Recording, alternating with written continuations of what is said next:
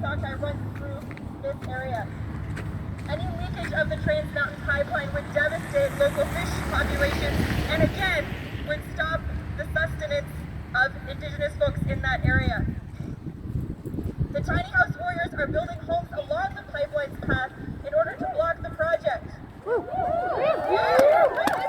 Resistance! Reestablishing village sites and assert their collective Secwepemc responsibility and jurisdiction to their unceded lands and waters.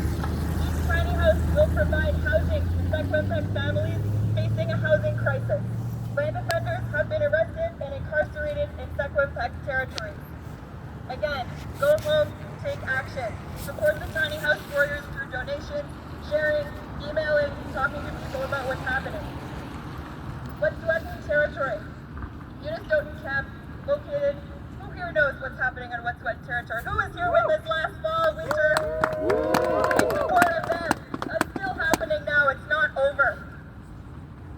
Unistoten camp located on Dark House territory of the Gilshayu sovereignty. Has been a beacon of resistance for over 10 years. It is a space of Indigenous sovereignty dedicated to healing and an active example of decolonization.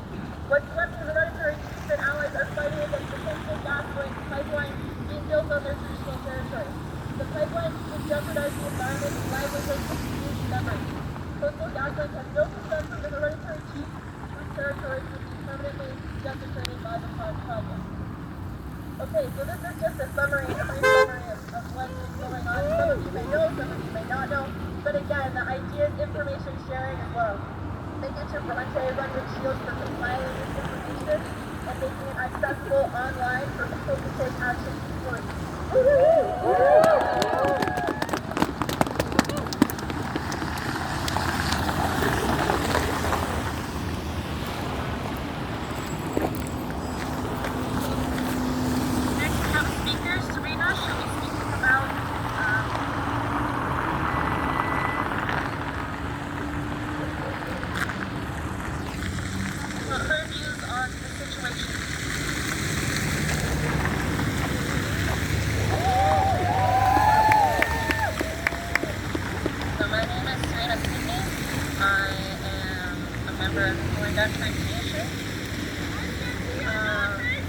So what brought me here today was all the Indigenous issues that are happening in Canada right now.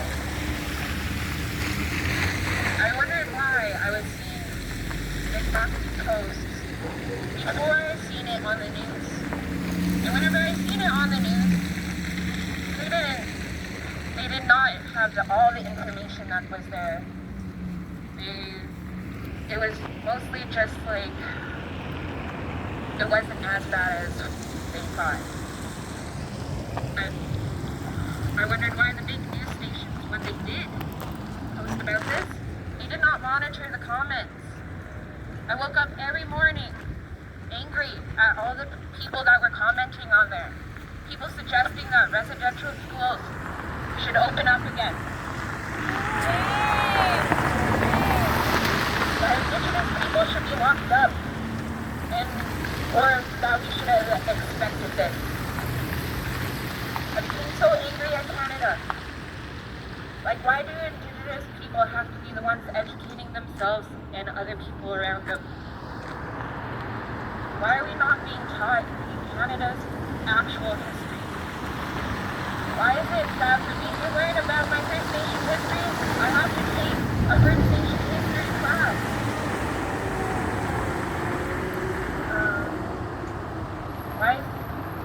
Why is it that, in Alberta, the school curriculum got leaked earlier this week, and they wanted to take everything about residential schools out of their curriculum and not have any of those students learn about their history or learn about their fellow students' history. And Canada would allow this? It is up to us to voice that their and how others and it should be in our schools. Canada's history should be more trusted than European history.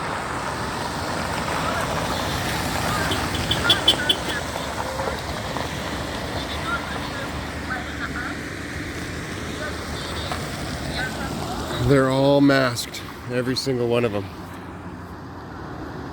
Except those two people that just walked up. Coming closer to reconciliation. As in the comments and in the news, we know that's not happening right now. Now I want to talk about the RCMP. I am appalled at the lack of action that is happening in Nova Scotia. I'm appalled at the physical force that they have on peaceful protesters all throughout Canada. For me personally, I don't like calling the cops whenever I'm feeling unsafe, because then I'll just end up feeling more unsafe while they're there. I've been questioned very harshly a few times when I wasn't even there doing nothing. I was going to share a story, but I think I'm getting a little bit too emotional right now.